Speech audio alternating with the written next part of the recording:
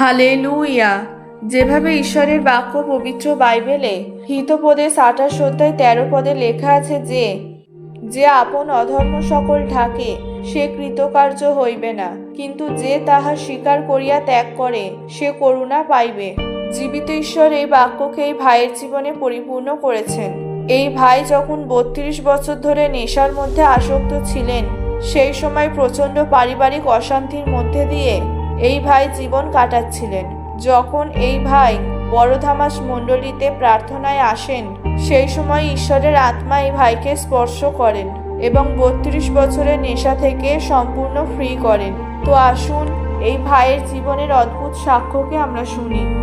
সবাইকে জয় যিশু। আমার নাম লালচাঁদ নাইয়া, আমার বাড়ি বাঘাযতীন, থানা সাপেপা, জেলা দক্ষিণ 24 পরগনা। আমি আমার জীবনের সব থেকে বড় সাক্ষ্য দিতে চলেছি কিভাবে প্রভু যিশু আমাকে 32 বছরে মদ, গাঁজা এবং ব্যভিচার থেকে ফ্রি করেছেন। সেই সাক্ষ্যকে আজকের আমি আপনাদের দিতে চলেছি। ছোট থেকে কোনোদিন মা বাবার আদর আমি পাইনি। আমি মামা মামির কাছে মানুষ, এর কাছে 1 মাস, ওর কাছে 1 মাস, আমার 3টে মামা 3জনের কাছে 3 মাস করে আমি খেয়ে মানুষ হয়েছি। তারপর বন্ধু বান্ধবের সঙ্গে মেলামেশা করে নেশার থেকে আমি ডুবে গিয়েছিলাম। প্রথমে তামাক, খৈনি, বিড়ি, গাঁজা খেতে খেতে মদও পর্যন্ত খাওয়া ধরে নিয়েছিলাম। তখন বয়স ছিল আমার 15 বছর বয়স। তাই থাকতে থাকতে আমি নেশা থেকে আস্তে আস্তে আমার নেশা বেড়ে যাচ্ছিল। তারপরে মামা মামিরা ধরে আমাকে বিয়ে থা দিল। বিয়ে থা দিয়েও আমার বউ আমাকে না করেছিল, তুমি এত নেশাপান করো না, তোমার শরীর খারাপ হবে। তাও আমি বললাম আমি খাচ্ছি, আমি নেশা করবো, তুমি বলার কি। এইভাবে নেশার কারণে আমাদের সংসারে অশান্তিও লেগে থাকে। আমাদের বিবাহ হয়, উনি তো নেশা করতো, আমরা কেউ, আমার বাবা জানতো না, আমরাও জানতাম না। এবার বিয়ে থা হয়ে গেছে, আমার 20 বছর বিয়ে হয়েছে। বিবাহিত জীবনে একটা দিনের জন্য ভালো ছিলাম না। আমার বিয়ে হয়ে 10 দিন পর থেকে সেখান থেকে একটু অশান্তি অল্প অল্প হতে শুরু হতো। যত দিন যাচ্ছে উনি এত অশান্তি, ঝগড়া, মার পিট করছে, তার বিচার হচ্ছে। ওনাদের বাড়ির লোক, আমাদের বাবার বাড়ির লোকেরা বিচার হতো যে তোমরা বললে যে বাচ্চা মেয়ে নিয়ে গিয়ে এরকম মারধর করছো, এরকম করছো। এবার অশান্তি হতে হতে আমার বাবা এসে কাঁদছে, খুব কান্না কাঁদছে, আমার হাত ধরে খুব কাঁদছে যে মা আমি কি ভুল করেছি, মা আমি জানি না, মা আমি বুঝতে পারিনি যে তোর জীবনে এরকমই যে এত কষ্ট হবে, যে এরকমই বুঝতে পারিনি মা। অশান্তি, মার পিট করতে করতে ওরকমই চলতে থাকতে থাকতে থাকতে থাকতে কিছুদিন গেল। আমার বাবা কি বিয়ে দিয়ে এত ডিপ্রেশনে ভুগতো, রাস্তাঘাটে শুধু আমার কথা চিন্তা করতো। আর আমার মা বলতো তুমি এত চিন্তা করো কেন, বলে আমার মেয়েটাকে আমি কি সর্বনাশ করেছি যে আমি যে এত জায়গায় বলেছি আমার বাচ্চা মেয়েকে বিয়ে দিয়েছি। তখন আমার বয়স ছিল 14 বছরে, একদম বাচ্চা বয়স, যে এত বাচ্চা বয়সে আমার মেয়েকে বিয়ে দিলাম। আমার বাবা খুব কাঁদতো, আমার বাবা সব থেকে আমাকে বেশি ভালোবাসতো। এবার খুব কাঁদতো বাড়িতে, আমার বাড়িতে খুব কান্নাকাটি করতো। তাও আমার মা বলতো যে তুমি এত চিন্তা করো না, সব একদিন ঠিক হয়ে যাবে। তখন আমার বাবা খুব চিন্তার মধ্যে থাকতো। আর চিন্তার মধ্যে থাকতে থাকতে আস্তে আস্তে যেতে যেতে এখন বড় গাড়ি এসে আমার বাবাকে মেরে দিল। তারপরে আরও বাবা নেই, ছাতো আর কেউ নেই, আমাকে শুধু বলতো তোর আর কি আছে, কেউ নেই। গিয়ে আমার বাচ্চা হলো। বাচ্চা হওয়ার পরে তাও শুনছে না, শুনতে আমি তখন স্থির করেছি যে আমি এ জীবন আর রাখবো না। আমি অনেকগুলো দিন আমার পার হয়ে এসেছি, আমি মরে যাব বলে আমি স্টেশনে গিয়ে একবার সারাদিন পরে বাড়িতে এসেছি। আর ভালো লাগছে না, ঘরে অশান্তি, ঝগড়া, সেই একই জিনিস, খাটাখাটুনি করে পয়সা করি আমার হাতে দেবে, দিয়ে আবার আমি কোনো জায়গায় থুয়ে দেবো, কোথাও বালুসির ভিতরে, কোথাও বিভিন্ন জায়গায় লুকিয়ে রাখবো। সেই টাকা পয়সা নিয়ে আবার মদ খেয়ে লোকের বাড়িতে পড়ে থাকতো। এরকমভাবে চলছে, নেশা বেশি বেশি করতে থাকে, সারা দিন রাত মদ আর গাঁজা। এইভাবে জিনিস আমার বাবা আংটি দিয়েছিল, সেই সোনার আংটি একটা লোকের নামে বন্ধক দিয়ে টাকা নিয়ে আমি খেয়ে নিয়েছে। হাতে 2টো বাউটি ছিল, সে 2টো নেশা করে খেয়ে নিয়েছে, সেগুলো আর বাড়িতে আনছে না, খেয়ে নিয়েছে। এরকম থাকতে থাকতে থাকতে থাকতে এরকম অশান্তি তো বাড়তে থাকছে, মারপিটও বাড়তে থাকছে। এরকম একটা মেয়ের নেশায় পড়ে গেল। এবার মেয়ের নেশায় যখন পড়ে গে তখন আমাকে বলছে কি তুই এবার তোর রাস্তা তুই দেখ, আমি সংসার আর করবো না বলেছি, তোর নে আর করবো না, তুই তোর রাস্তা এবার তুই দেখ। তখন আমি বলছি যে আমার এবার কে বাঁচাবে বলে এরকমভাবে চিন্তা ভাবনা করতে করতে আমি ডিপ্রেশনে চলে যাই। বিছানায় হয়ে গেছি, বিছানায় এমন হয়ে গেছি যে সর্ব শরীর মানে যন্ত্রণা করতো, মাথা যন্ত্রণা, সর্ব শরীর জ্বালা যন্ত্রণা, আমি উঠে দাঁড়াতে পারতাম না। এই করে করে মানে ডাক্তারখানায় গেলাম। ডাক্তারবাবু বলছে তোমার কোনো রোগ নেই, হাই প্রেশার, তোমার এত চিন্তা, কি এত চিন্তা করো, তোমার এত হাই প্রেশার, তুমি এরকম ওষুধগুলো খেতে থাকবে, আর ঘুমের ওষুধ দিচ্ছে, তুমি ঘুমের ওষুধ খাবে। সেগুলো খেয়েও আমার কোনো হাল হতো না। তারপরে আমি চিন্তা করে দেখলাম, অনেকবার কাপড় নিয়ে আমি বলি যে এবার মরবো, কাপড় টাপড় নিয়ে আমি খাটিয়ে এখন চিন্তা করছি যে আমার দুটো বাচ্চা, তিনটে বাচ্চা আছে, মরবো না এই না কত দূর যাই আমি দেখবো, এখন আমি মরবো না, আর কিছুদিন যাক মরবো, আর কিছুদিন যাক মরবো। এবার নেশা করতো, মানে টাকা পয়সা দিলে হচ্ছে 5-10 দিন পরে বলছে কি টাকাগুলো দিয়েছি দে। আমি বলি বাজার হাট করেছি, এই করেছি সেই করেছি, না আমি অত শুনতে চাই না, আমার হিসাব কদিন কাজ করেছি হিসাবের টাকাটা দাও। আর হিসাব করে টাকাটা দিতাম না, হয়তো বালিশের মতো রাখতাম কি কোনো জায়গা লুকিয়ে রাখতাম, ও ঠিক জানতে পারতো। সেখান থেকে ও কী করতো, চুরি করে নিত, নিয়ে কী করতো বলতো হারিয়ে গেছে। এতগুলো টাকা হারিয়ে গেছে, বললো হ্যাঁ হারিয়ে গেছে।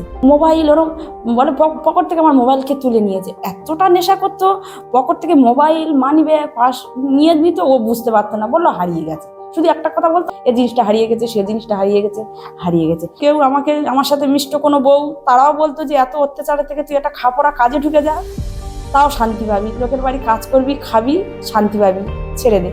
আমি বলি আমি ছেড়ে দেবো, আমি তো 3টে বাচ্চার মা, আমি ছেড়ে দেবো না, আমি ছাড়বো না। আর আমি ফের ওনাকে ছেড়ে দেবো, আমি ছাড়বো না, আমি কত দূর কী হয় আমি দেখে তারপরে আমি চিন্তা ভাবনা করবো, কিন্তু দেখি কত দূর কী হয়। যত দিন যাচ্ছে নেশা পান করে আমি অ্যাক্সিডেন্টও বন্ধ হলাম, অ্যাক্সিডেন্ট হয়ে হাসপাতালে ভর্তি হলাম, আমার মেরুদণ্ড হাড়ও ভেঙে গেল, তাও আমি নেশা ছাড়তে পারছি না। এইভাবে আমার নেশা বাড়তে থাকে, এইভাবে আমার দিনও চলতে থাকে। আমার স্বামীকে নেশা সারানোর জন্য অনেক জাদুটোনা করলাম। জাদুটোনা করার পরে অনেক টাকা গেছে, 15,000 10,000 টাকা নিয়েছে, কিন্তু কোনো হাল হয়, একটা দিনের জন্য হাল হয়নি। সেই নেশা যেরম নেশা করছে সেরম নেশা মানে আরও বেড়ে যাচ্ছে, কিন্তু কমছে না। এবার আমি বিছানা শয্যা হয়ে গেলাম। বিছানা শয্যা মানে বিছানায় থেকে আর উঠতেই পারতাম না, পুরো বিছানা। আমার বাচ্চারা মাথা ধুইয়ে দিত, জলে জলাকার, ঘর বাড়ি জলে জলাকার হয়ে থাকতো, মাথা ধুয়ে দিত সারাক্ষণ বিছানা। 32টা বছর আমার স্বামী কাটিয়ে দিল, শুধু নেশার কারণে 32টা বছর কাটিয়ে দিল, তাও আমার স্বামী মুক্ত হতে পারলো না। 32টা বছর নেশা চলতেই থাকছে, কিন্তু সব জায়গায় যাচ্ছে, কিন্তু নেশা মুক্ত হতে পারছে না। যে কোথায় গেলে একটু মুক্ত হবে, ও যে ভালো হবে, কোথায় গেলে আমরা শান্তি পাবো, যে আমার সংসার শান্তি পাবে, আমার সংসার ভালো হবে, কোথায় গেলে যেখানে লোক বলছে আমি সেখানে তো যাচ্ছি, কোনো জায়গায় গেলে কি আমি শান্তি পাবো না? আমার কি এই জীবনটা কি আমার এরকম থেকে শুধু কাটিয়ে দিলাম, এই জীবনটা এরকমই, কোনো জায়গায় গিয়ে আমি শান্তি পাচ্ছি না। হঠাৎ একদিন পাড়া প্রতিবেশী দাদার সাথে দেখা হয়েছে, তখন দেখি উনি সব বলছে কি তুই যে এত কষ্ট পাচ্ছি, এত তুই বিছানায় শুয়ে তোর বাচ্চারা মাথা ধুয়ে দেয়, আমার বউয়ের কাছে শুনছি, তা আমি যেখানে ভালো হয়ে গেছি সেখানে কি তুই যেতে পারবি? আমি বলি হ্যাঁ আমি যেতে পারবো। প্রথম দিন ওই দাদা তাহলে আমাকে নিয়ে এলে আমি দেখছি যে কত সাক্ষ্য হচ্ছে, অনেক বিভিন্ন সাক্ষ্য, ক্যান্সার ভালো হয়ে যাচ্ছে, বিভিন্ন সাক্ষ্য আমি শুনছি। কত লোক ভালো হয়ে যাচ্ছে, কত ডিপ্রেশন, কত কিছু থেকে, রোগে থেকে ভালো হয়ে যাচ্ছে। তখন আমি বলতে থাকি যে এনারা সুস্থ হচ্ছে, আমি তো সুস্থ হয়ে যাব, তাহলে আমি তো এগুলো তো কোনোদিন জানতাম না। প্রথম দিন প্রার্থনা এসে আমার খুব বিশ্বাস হয়েছে, এত বিশ্বাস হয়েছে আমি বলে বোঝাতে পারবো না। এইভাবে আমার মণ্ডলীতে আমি জুড়ে যাই, আরও যত সাক্ষ্য দেখছি আমার জীবনটা ঠান্ডা হয়ে যাচ্ছে। আমার জীবনটা যে আগে কেন জানতে পারলাম না, আমি জানতে পারলাম না যে আমার ঈশ্বর মহান ঈশ্বর, যে এত বড় ঈশ্বর আমি আগে কেন জানলাম না। আমি যে বাকি দিনগুলো 20টা বছর আমার বিবাহিত জীবন খুব আফসোস হচ্ছিল যে এত কান্না করছি, আর এত আমার মনের মধ্যে এত হচ্ছে যে আমি আগে কেন আমার ঈশ্বরকে জানতে পারলাম না। আমার স্বামীকে বলছি তুমি চলো, দেখো কতজন দেখো নেশায় থেকে মুক্ত হয়ে গেছে, তুমিও চলো না গো। বললো কি না আমি যাব না বলে খুব বিরোধ করতো, ও যাবে না, আমাকে আসতে দিত না, খুব বিরোধ করতো। তখন আমি মোবাইলে দেখছি আর খুব কান্না করছি, আমাকে তুমি নিয়ে চলো। এইভাবে আমি প্রভুর কাছে প্রার্থনা করতে থাকি যে ঈশ্বর ওকে তুমি পরিবর্তন করো, ও যেন যাক। ঈশ্বরের কথা ওনাকে বলতে থাকি, বারে শুধু বলতে থাকি, বলে আমাকে আরো বিরোধ করে। এবার বিরোধ করতে তো আমি বলতেই থাকি, আমি বলা কামাই দিন, আমি বলবো আর শুধু বলি তোমার ধন্যবাদ হোক, তুমি পরিবর্তন তুমিই করবে, একমাত্র তুমিই পারো ওকে পরিবর্তন করতে। এইভাবে আমি প্রভুর কাছে প্রার্থনা করতাম। আমি স্বামীকে আমি বলতাম যে আমি কোথায় যাচ্ছি তুমি দেখবে না, ও বলছে কি না তুমি কোথায় যাচ্ছ আমার দেখার দরকার নেই, আর দেখার দরকার নেই, রাত হলে আমি আর ঘরে ছিটকে নিয়ে দেবো, আমি আর ঢুকতে দেবো না। তখন আমি বলছি যে তাহলে তো আর এক মুশকিলে পড়বো, ও ঘরে ঢুকতে দেবে না বলছে। তো আমি বলছি হ্যাঁ তোমার যেতেই হবে। আমি যে আমি কোথায় যাচ্ছি তুমি দেখবে না, চলো তোমার দেখতেই হবে, আমি যেখানে যাচ্ছি তোমার দেখতেই হবে, তোমার যেতেই হবে বললো। উনি খুব ঝগড়া করে আমাকে সাথে যাচ্ছে, ঢালাটা রাস্তা গালাগালি করে করে আসছে। দুবার নিয়ে এসেছি, দুবার আনার পরে এবার ফের 25শে ডিসেম্বর কাছে চলে এসেছে, ও কিছুতেই আসবে না। তারপর আমি শুধু প্রার্থনা করছি এই 25শে ডিসেম্বরে ওকে নিয়ে যাব, নিয়ে যাব, আমি আর কোনোদিন ওকে আর নিয়ে যাব না। মানে বাইরে বাইরে এত কাঁদছি, আকাশের দিকে তাকিয়ে তাকিয়ে এত কাঁদছি যে আমি 25শে ডিসেম্বরের দিনে ভোরবেলা উঠেছে 4টের সময়, উঠে আর কাঁদছি, কান্না করছি। আর তাও মানে আসবে না, মেজাজ দিচ্ছে, মাথা গরম করছে। আমি বলি না, ওর সাথে আমি মাথা গরম করলে হবে না, আমি একটু ভালো বলে বলি যে দেখো তুমি এইবার যাবে, তুমি দেখবে তুমি এই নেশা করছো করছো, তুমি আর কোনোদিন করবে না, আমি কথা দিলাম তুমি আর কোনোদিন করবে না, তুমি দুবার গেছো ভালো, তুমি এইটা লাস্ট বার, এই লাস্ট বার তুমি চলো। বলছে কি না আমি যাবো না, ওই তো তুই ছেলেমেয়ে নিয়ে যা না। আমি বলি হ্যাঁ ছেলেমেয়ের তো নিয়ে যাবো, তুমিও যাবে, চলো না গো একবারই চলো বলে। এবার হচ্ছে কি গেছি, মানে আসবে না জোর করে এসছি। আসার পরে ওখানে বসেছি, আমি সেই থেকে আমি শুধু কাঁদছি, প্রভু এই তুমি একে ভালো করো, তোমার ধন্যবাদ, তোমার ধন্যবাদ বলে আমি শুধু ধন্যবাদ দিচ্ছি আমার ঈশ্বরকে, শুধু কাঁদছি আর ধন্যবাদ দিচ্ছি যে ঈশ্বর আমার কথা তুমি শুনবে না বলে আমি খুব কাঁদছি। আমি শুধু ঈশ্বরকে বলছি যে ঈশ্বর একবার কি বলবে না, ঈশ্বরের দাস যে যারা নেশা করে তারা সামনে এসে একবার কি বলবে না আমার স্বামী কি পরিবর্তন হবে না, একবার কি বলবে না বলে আমি তাহলে শুধু কাঁদ। 25শে ডিসেম্বরে ঈশ্বরের দাস বলছে কি যারা নেশা করো তারা সামনে এসো। তখন আমি বলি ও প্রভু তোমার ধন্যবাদ। এবার ঈশ্বরের দাস এবার তাদের স্পেশাল প্রার্থনা করছে, আমি শুধু তাকিয়ে আছি, প্রভু আমি শান্তি পাবো, আমার কোনোদিন ঝগড়া থাকবে না, ওর যে বাজে নেশা ছিল ওটাও যেন ছেড়ে যায় প্রভু, ও যেন থাকে না। ঈশ্বরের দাস আমার স্বামী মাথা হাত দিয়ে প্রার্থনা করছিল, তখন আমি প্রার্থনা করতে থাকি যে আমার স্বামী নেশায় থেকে মুক্ত করো, এইভাবে আমি প্রভুর কাছে প্রার্থনা করি। 25শে ডিসেম্বর যখন ঈশ্বরের দাস আমার মাথায় হাত দিয়ে প্রার্থনা করে, সেই সময় আমি পড়ে যাই।